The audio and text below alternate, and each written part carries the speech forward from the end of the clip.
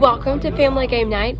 I'm Emily with Firefly Toys and Games, and I'm so happy that you joined me this week. We're going to take a look at one of HABA's new games called The Key, Sabotage at Lucky Llama Land. Now there's a second game that got produced in the Key series, and that one is called Murder at Oakdale Club. It's exactly the same principle, but it's with a murder mystery. So these are really neat games that you can try out from HABA USA, and we're going to take a look at those tonight. Put on your investigator hats and get ready. Let's go solve some crimes. So today we're going to take a look at HABA's new game, The Key, Sabotage at Lucky Llama Land. This is going to be level starter number 1. It's going to be the easiest level that you'll be able to complete using your investigative skills. But there is a second game that we can take a look at today. And that is The Key, Murder at Oakdale Club. Now these games play very similarly, but you'll be able to get a different experience with both of them, as one is a murder mystery and the other is trying to solve crimes that were committed at an amusement park. So let's dive in and see what we've got. So you have an investigative chart that's going to be right here in front of you. And this is going to allow us to be able to see what's going on. We have 3 perpetrators that possibly have something to do with the crimes being committed. You also have a chart over here that is going to allow you the numbers that you need to complete the key code at the end of the game. As you begin finding cards and the tools and people and places, then you'll be able to begin eliminating until we have numbers that are needed. So before we can begin the game, one thing that everyone needs to have is they need to have a briefcase screen in front of them. They need to have their key guide, which is going to help keep track of things throughout the game. You will need a dry erase marker, and we need to know what key we're using. Now, one thing to note, we have lots of keys to choose from. This is not a once and done game. And even if you want to stick with the same key, there are so many different options and so many ways to be more efficient the next time around. You can continue playing with the same key over and over. For this game, we've selected the yellow key, as it was right there in the middle next to our mirror. But you have all these other color keys that you can also use in the game. And this is for both games. One's for Sabotage and one's for Murder of Oakdale. Now, one thing we are aware of for this game, we do know that the first act of Sabotage was carried out on Tuesday, May the 5th. The second Sabotage took place on Wednesday the 6th, and the third Sabotage took place on Friday on May 8th. Now, we do have this information right here in front of us. The first act was done on the 5th of May, the second one on the 6th, and the third on the 8th. We do need to circle as we go through and start deducing who did it with what weapon and where each of the sabotages in the amusement park took place. The other thing we know is we do know that we have Gonzo, we have Olivia, and we have Jennifer. And so these are our 3 perpetrators in our sabotage. We got to figure out which one of the crimes each of them committed. Over here on the side, we do have, on the other part of our briefcase screen, is our deduction zone. And this is going to be where we are able to deduce who did it, with what weapon, and where on each of the days. Now this is going to help us in determining what key code that we need at the end of the game, which we'll write the numbers down as we start deducing. So it says that we need 9 different things in order to begin classifying what information that we need in this game. So we'll begin looking at that here in just a few moments. Out in front of us, as I already noted earlier, we do have the key and we have a mirror in the middle. So if we need it for any of our cards, it's going to be there. And as you can see, in a scrambled up mess, we have different clue cards, and they're going to give us different options. It's going to give us witness statements. It's going to give us the possibility of the dates it was committed and where. It could give us the tool information with what item that they used. So there's several different things that could give us the suspect. This one will give us the suspect. As you notice, there are a couple of different numbers located in the right-hand corner. These are going to be where we're going to accumulate our investigative points. Now, usually in a point-based game, you want to have the most points at the end of the game. However, in the key, you want to have the least amount of points. That means that you're an efficient investigator and you were able to find and solve the sabotages and the different crimes that were committed a lot more effectively by not needing as many code cards or as valuable of code cards. So the higher the number, which goes up to 4, the more information that it could give you. All right, you ready? Let's get investigating. Since we know we have a yellow key, as indicated by our key in the middle of the game, we know we need to find code cards or clue cards that are going to have the yellow color on them. For an example, out of these 2 cards, this has yellow on it, this one does not. So each of the keys are going to have a different color, and based on the color key you're using in the game, depends on which card you need to pick up.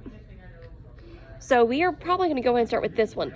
By the way, if you are wrong and you pick one up accidentally, you are going to have to keep it because it is going to count as points at the end of the game. Just know that the information on the back is not valid because it is not in the right key color.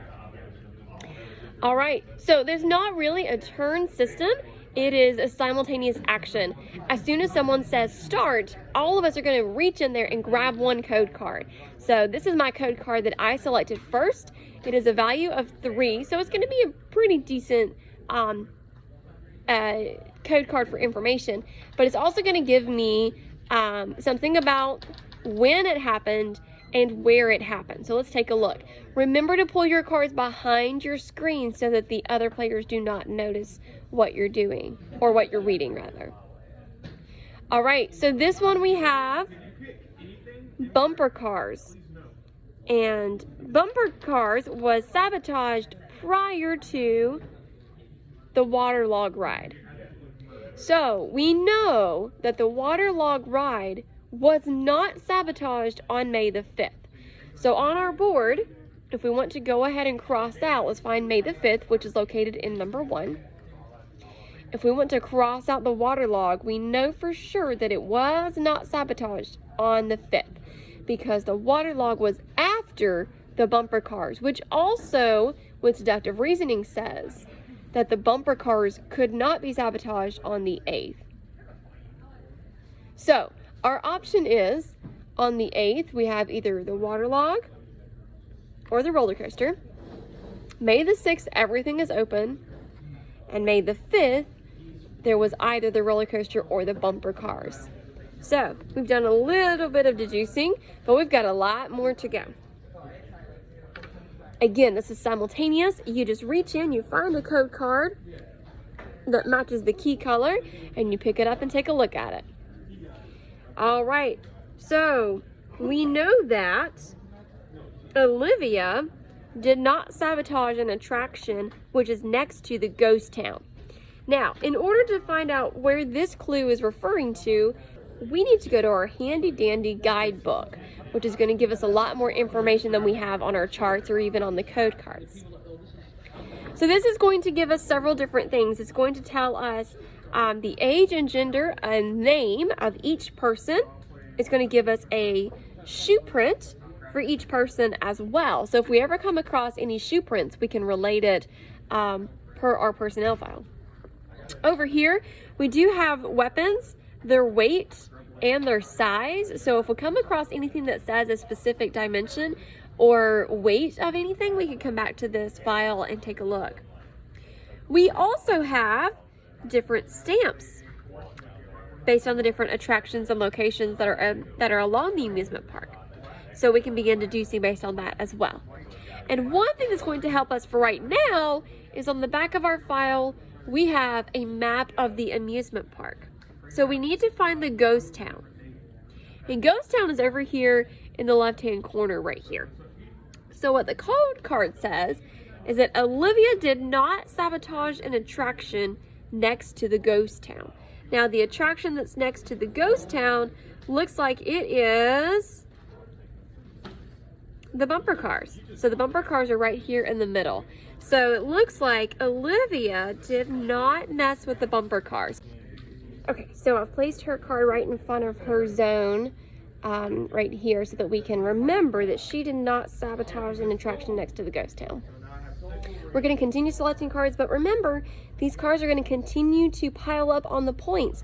So we need to make sure that we're not accumulating too many that are unnecessary.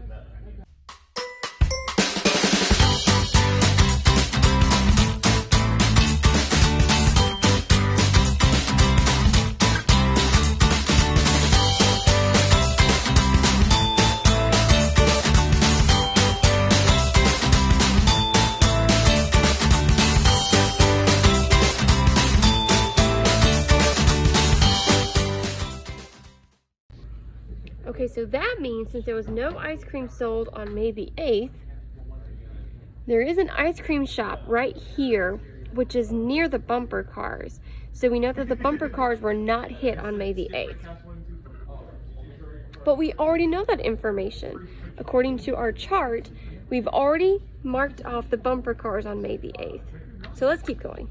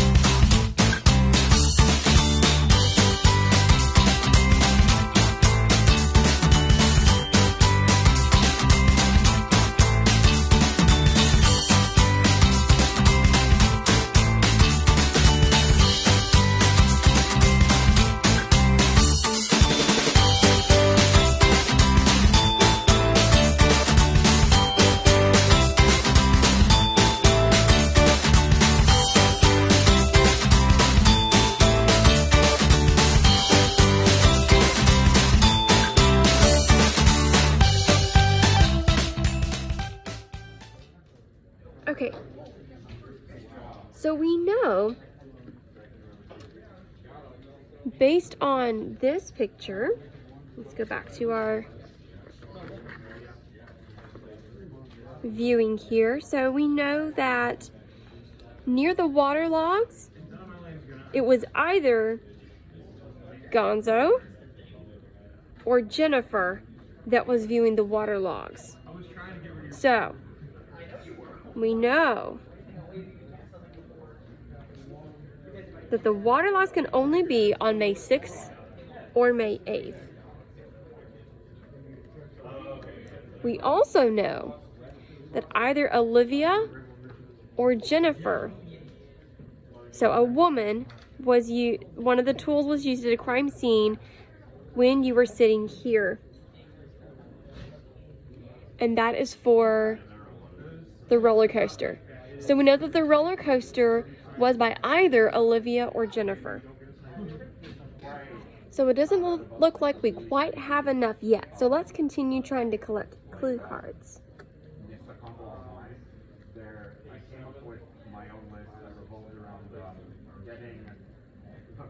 There is no park entrance near the crime scene on May the 8th. So we know that on May the 8th, since this is the entrance, we do not have access to the roller coaster to be able to sabotage. So we know the sabotage was also not on the roller coaster on May the 8th.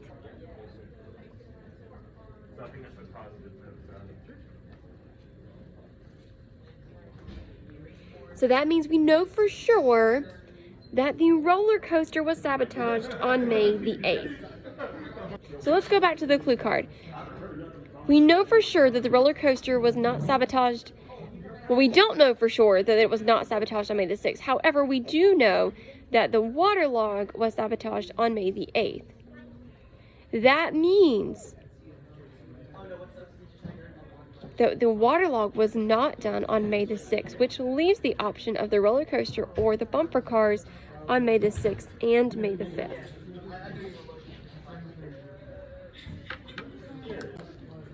And since we know when the waterlog sabotage took place, we now know that the bumper cars was sabotaged prior to the waterlog, which means we might be able to go ahead and deduce that the bumper cars was sabotaged on May the 6th, which means the roller coaster was sabotaged on May the 5th.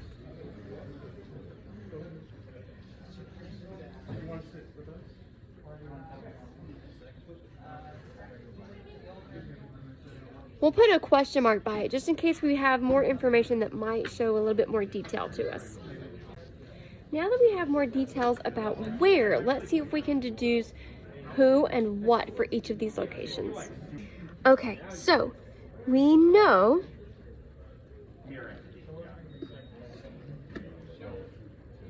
that Jennifer used the pliers. So let's go back and find the other plier cards and see if we can find any more information about them. So we know that either of these two locations will have the pliers being used.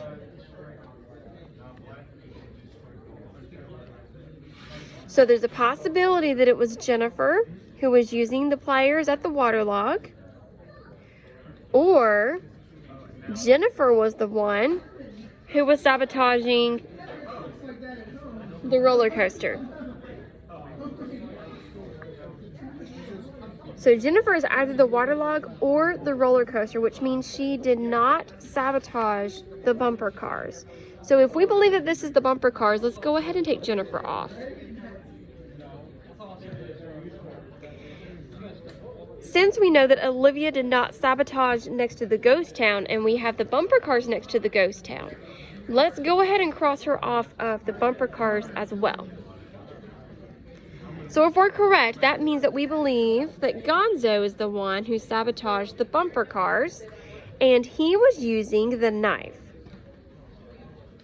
That gives us a total of 5 bubbles that we need. Let's see if we can finish this up. So we've used him.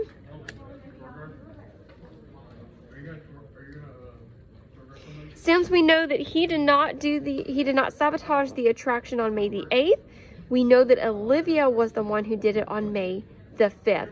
Also, by deductive reasoning up here, we can conclude the same thing. So Olivia was the perpetrator of the roller coaster sabotage.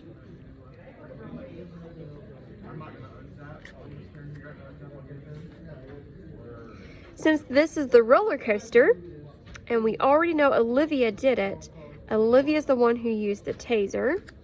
So we've got May the 5th figured out. We've got May the 6th figured out. Now all we need is May the 8th figured out. Since we can deduce our suspects, we know that Jennifer is the perpetrator from May the 8th. We know that she's the one who had the pliers. And we know that the waterlog is the sabotage that happened.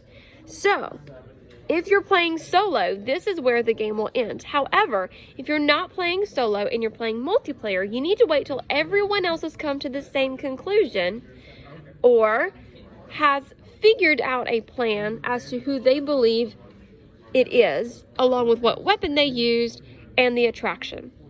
The first person in a multiplayer game who figures it out is going to take the key first. But we do not do anything again until everyone has come to find out who they believe that it is. We do not need to discard these cards because these are going to be used to figure out our investigative points. We're going to go ahead and turn them over so we can see the number side, and we will count them up in just a moment.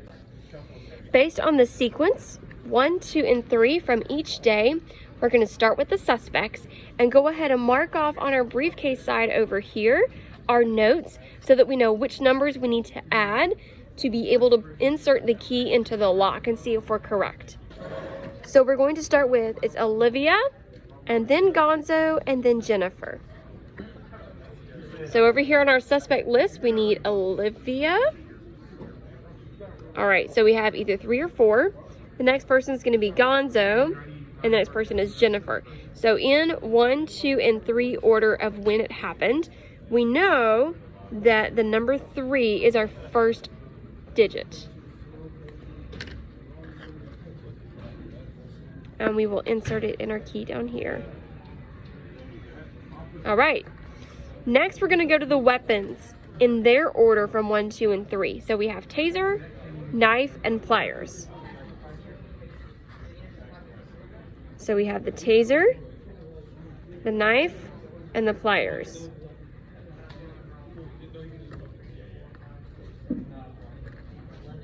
And our last thing that we need is the numbers from the attractions themselves. So in order of 1, 2, and 3, we have roller coaster, bumper cars, and waterlog. Roller coaster, bumper cars, and waterlog. So we need the number 1.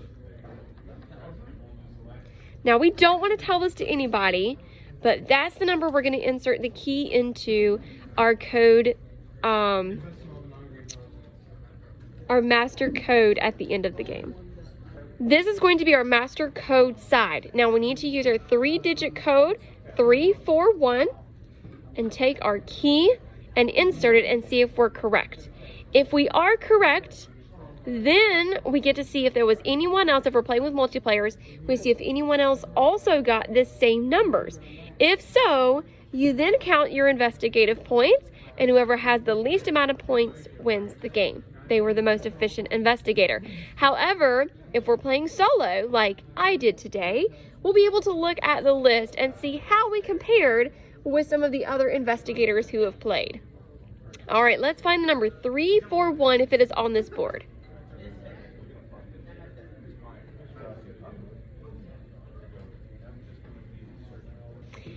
I found it. It's down here in the bottom. Make sure we're correct. 341. When you're ready, take our key and pop it right through. Now's the fun part. We get to flip it over and see if our key matches the correct tag on the back, and it does. So we've won. Well, at least we've gotten the right color. Now we get to see how well we compared to the other investigators.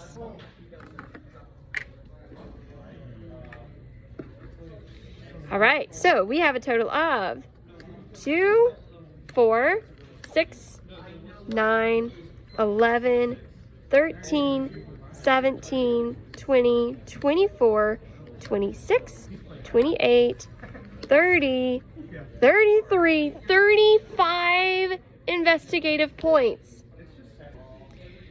According to our chart, I had more than 34 points, which means I failed the investigator's test. So we should probably try again and see if we can get a lot better at our investigative skills. All right, so the murder at Oakdale Club is the second in the series. It is going to be a little bit harder. It's going to be a level medium instead of a beginner, but you're going to have the exact same idea. You're going to have the setup of the cards. You're going to each have your player screen, your marker, and your file code. It's just going to be a change of scenery. So if you liked the deductive skills, if you liked the investigating idea, and you want a different scenery, just go to the Oakdale Golf Club and see if you can figure out the murder mystery there. It's going to be the exact same setup. Instead of different days, it's going to be different time frames.